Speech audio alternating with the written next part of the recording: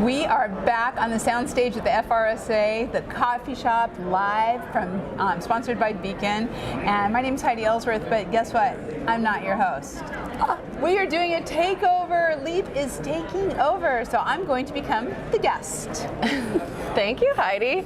Hi, everyone. Welcome to a special edition of Pro Talks on the road. And I'm joined today with Heidi Ellsworth from Roofers Coffee Shop. And we're going to talk about recruiting, mentoring, women in roofing, and yeah, Heidi, thanks for being here. Thank you. This is fun. Yeah, I love totally takeovers. And we are at FRSA, which is the Florida Roofing and Sheet Metal Association Expo. We've already had a great time here so far. Met a lot of people, had a lot of great conversations last night at the National Women in Roofing. So fun. Yeah, it's a great event. So just tell me a little bit about yourself. Okay. Heidi Ellsworth. I am the president and owner of Roofers Coffee Shop, and I've been in the roofing industry. This is my 30th year. Believe it or not. Wow. Started out at Malarkey Roofing in Portland, Oregon, and worked for companies like Carlisle and Eagleview. I had my own HJE marketing and now HJE consulting companies. But for the last 7 years, since 2015, I have been part owner of Roofers Coffee Shop, and that has been, wow, the highlight of my career is being at Roofers Coffee Shop. I love it. And of course, I was a little bit involved in an organization by the name of National Women in Roofing. Yes. Helped to launch that also in 2014. Yeah, that's awesome. I'm a member of that as well, and I love the organization. But I want to go back to right before you started Roofers Coffee Shop. Yeah. What made you want to step away from the other part of the industry and do this new thing? Oh, you know what? That's such a great question. I was with Eagleview, and Eagleview I was in charge of, I had done sales and marketing there, and then towards the end I had the marketing at Pictometry and Eagleview, the whole 9 yards. And they sold, right, through private equity in 2015. And I had the opportunity, Megan Ellsworth, who works for Roofers Coffee Shop, was a senior in high school. And I had done this a couple times in my career where I was just like, I want this time this year to be with Megan, her senior year in high school, kind of reset, find everything, because I mean, doing a startup like Eagleview is a lot of energy. A technology company. It's a lot. It's a lot. And so it was great, and I was able to.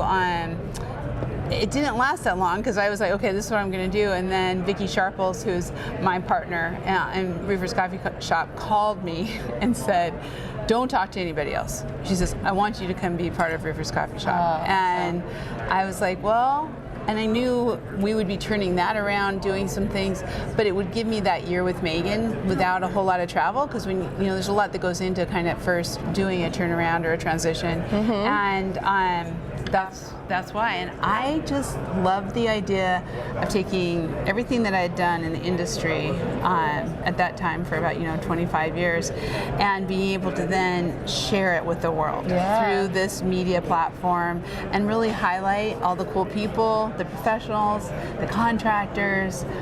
It's just always been my life. Tell their story. Yeah. I love telling stories. Good. Yeah, I love it. So what I heard you say was you were finding the balance, which I know a lot of women have a hard time doing. Yes. And you took that step of faith, which I think is really awesome. Yeah. So to keep that conversation going about women in the industry, what are some of the challenges you think that women are facing currently? Women are definitely, there's a lot more acceptance. There's definitely a lot more inclusiveness than there was 30 years ago. But I think women still have one of the hardest things in any career, in any business, is that women have not only their career, but they have their families. And they are the natural leaders of the family. I'm not saying men aren't. I'm just saying when it comes down to it, mom usually stays home with the sick kid. Or, you have these different things that you need to do, and to find that balance. You also have to be 100% honest, if as women grow into higher positions in a company, a lot of times the men have a spouse or a partner who doesn't work, and so they have that support and they can focus in on that higher position. I found this a lot when I was Eagleview was a prime example of, I was on the executive team, and I was the only one who was trying to kind of keep everything going, juggle it, kids and everything else that's going on, and women have had a hard time finding that balance. But I think that's gotten better, but it's still a challenge. It's still a big challenge. I agree. Because you want to focus, right? Yeah. You want to be able to focus on work, but you want to focus on your family. How do you set that? I'm lucky enough today that both of our kids, Megan and James, work for us, and Tim, my husband's my partner, along with Vicki and Mick, and so I feel have the best of everything of those worlds. But I'm sure a lot of other women in the industry relate too, because a lot of you see it here today, where they are here with their entire families, their kids are here, they're walking around with their little cute shirts that are branded, Yes, I love S&P it. Roofing or whatever.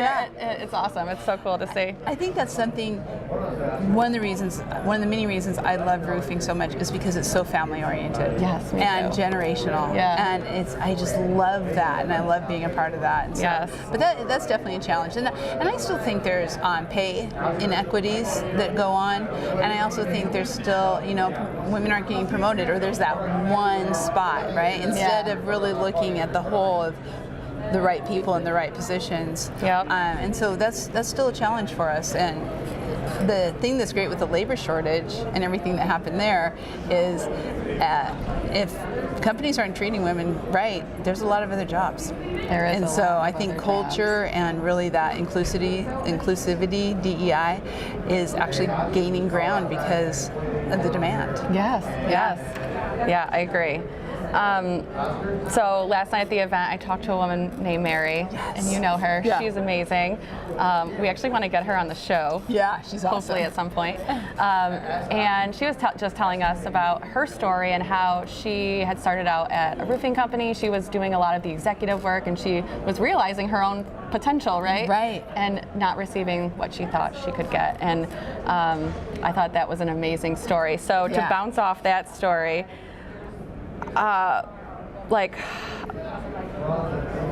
what kind of roles are women currently filling in the industry, and how are they stepping into them? Like, do you think it's like a leap of, no pun intended, leap of faith? Or are you seeing that they're having mentorships to help push them in that direction? Tell me a little bit more about that. Yeah, I do think. I think first of all, there's a demand overall within any business today that people want to see diversity, right? The consumers, the end people, are expecting diversity, and so that is helping to kind of open the doors wider. Before you would say, okay, well, women are in marketing, right? Yeah. But they're not in sales, because not sure about you women selling. Well, today we're finding women are some of the best salespeople out there that you trust, and they're authentic. And so, but you also kind of finance, right? Or let's just go to the top, CEOs. Well, we now have some amazing women within the industry who are CEOs, presidents. Kristen from Elevate. We have, I could just go on, all kinds of folks who you're seeing women in those roles a lot more than it used to be. And I think that's because they are being mentored, because people see the ability, but I think also because women are willing to step up into that, and they're advocating for themselves, and they are saying, this is what I want to do, and they're trying to find the people who are going to accept them and help them go to that space. And where are they finding those people? Yeah, that's the thing. You got to look. You have to look. You can't. People will say, "Well, I want to be a mentor." Being a mentor is actually sitting and listening to somebody, caring about them, right? Have you ever had a mentor? I have. I've had some really great mentors in my life. throw one out who's an amazing woman in roofing, and she is now, I'm not sure of the title, but she's in charge of sales for GAF Commercial, and that's Alma Garnett. Okay. And she was worked with me at Carlisle, taught me huge amounts about the industry, but more than that, she taught me how to advocate for myself, how to be true to myself.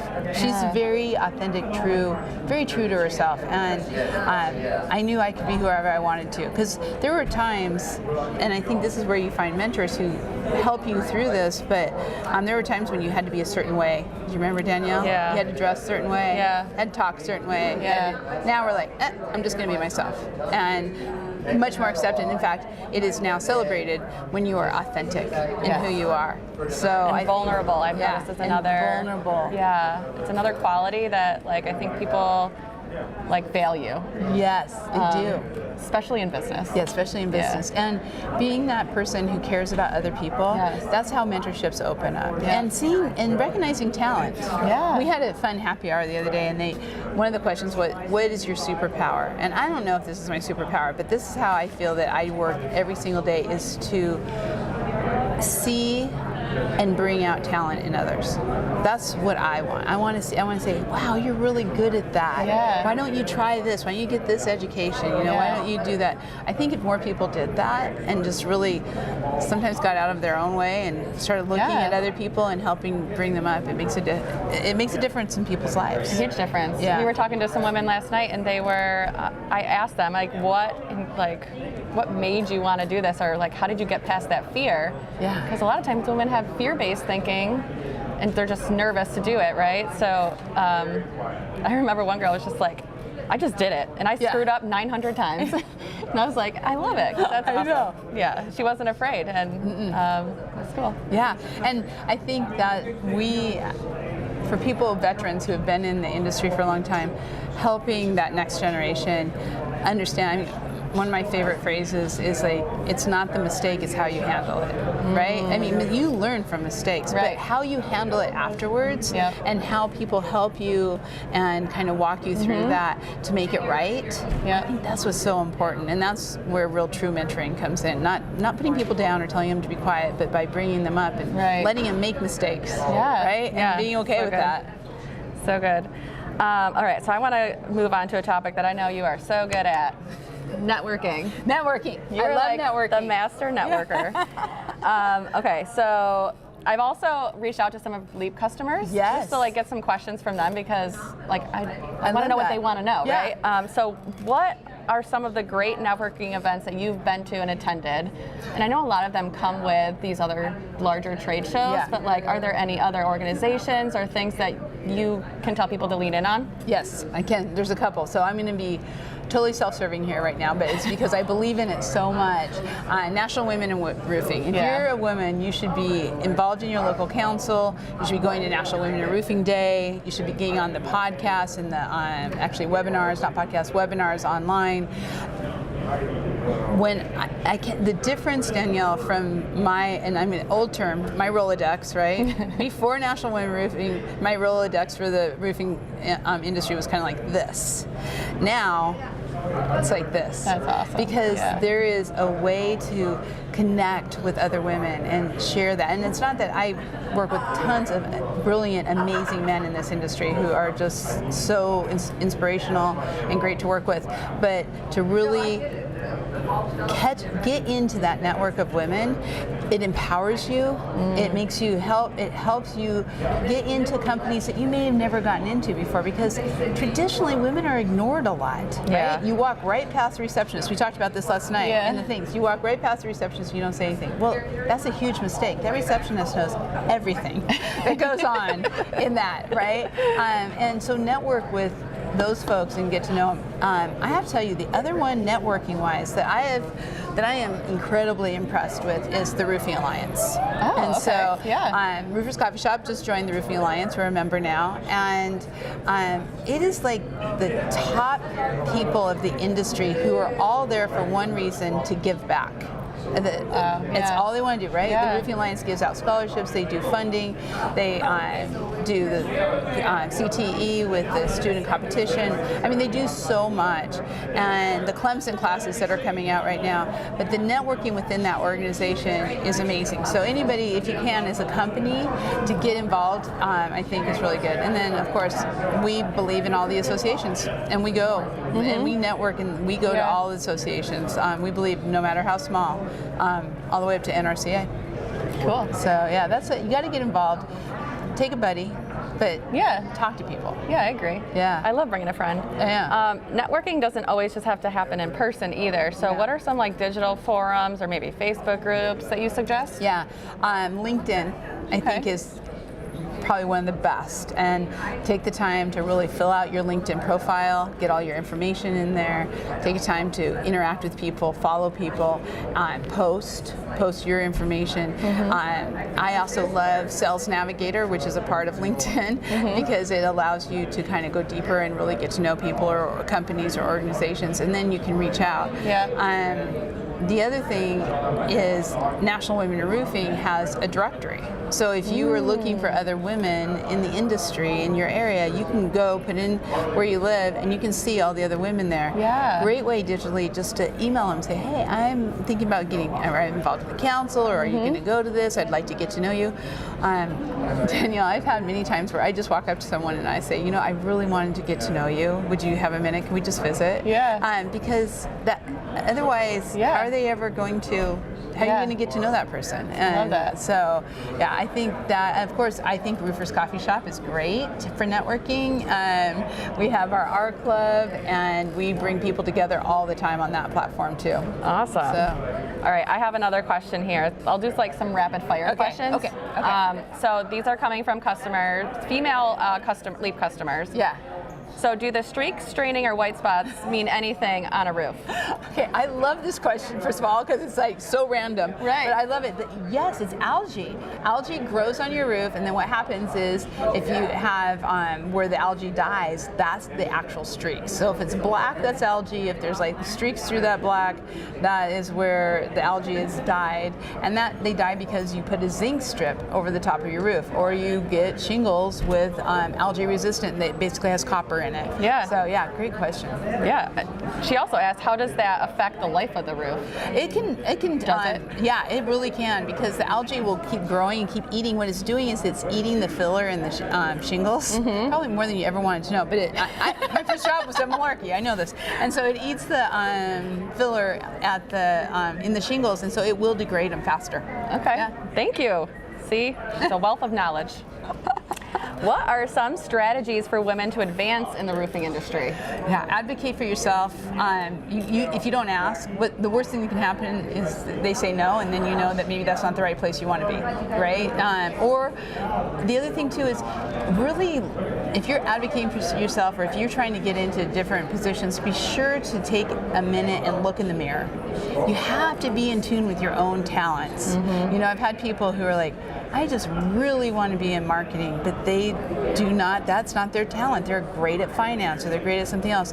And if you want it to become your talent, you need to take the time to learn it and to get the education around it and to do stuff. But once you have that, once you know this is the right thing, you just got to ask and find your friends, find your allies, men and women, who will help support you to get that role. Yeah, I agree.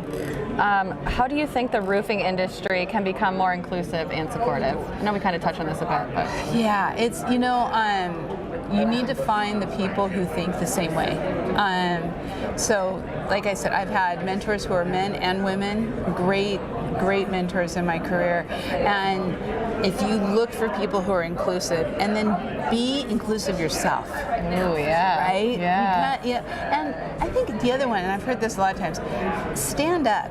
If people are not being inclusive, or if they're telling inappropriate jokes, or if they are putting people down, or whatever they do, stand up for other people and say, hey, that's not cool. That's not how we do it around here in this cool roofing culture.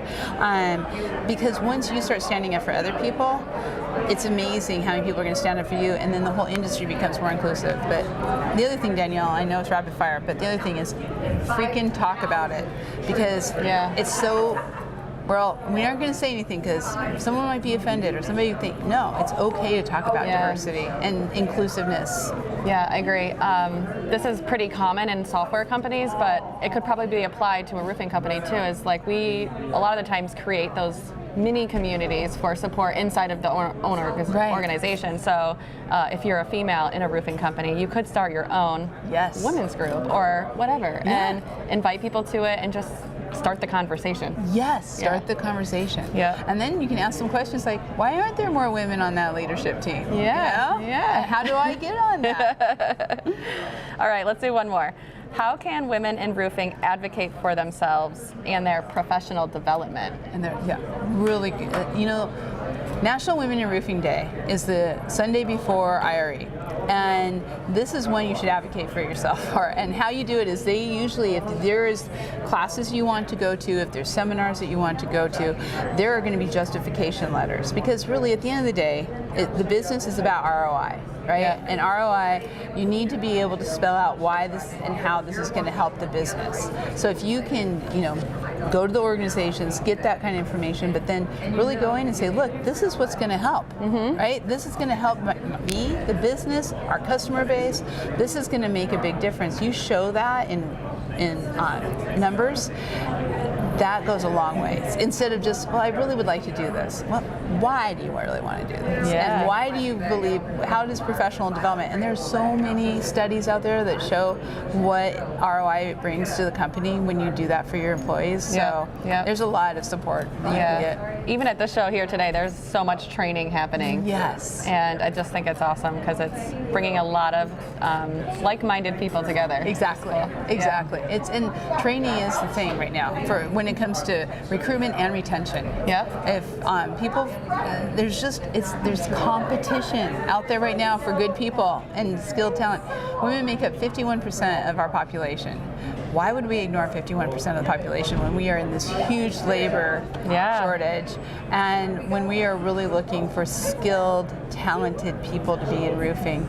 It's out there and you need that training. Yes, I agree. Very cool. Yeah. Well, thank you for letting me interview you. Oh my gosh, this has been such a treat. Thanks. Yes, I appreciate you being here. And until next time. I am really happy about your ProTalks. I think it's such a great podcast, and I'm really excited to listen to hear what you're hearing out there. Yeah. Because I think that's, again, communication, bringing it out, talking about these topics. It makes a difference in the industry. It's changing it. Yeah, and I would love to get more contractors on it as well. Yeah. Just to hear their stories. We talked about stories earlier, and you know the problems they have, what they're doing to solve them, and what they see in the industry. We'll have to share some networking, do some names, because you know our club, we have a lot of great contractors in there who I would love to be involved with Leap. Awesome. So cool. Yeah. Very cool. That'd be good. Thank you. I'm honored to be on here. Yeah. Thank you for asking me. Yeah. Thank you. Thank you. So I guess I'll take back over and I'll say thank you again, Daniel. Oh my gosh, this has been so fun. And we're going to be back. We've got more interviews coming up. Now, I think we have 2 or 3 more coming this afternoon. So stay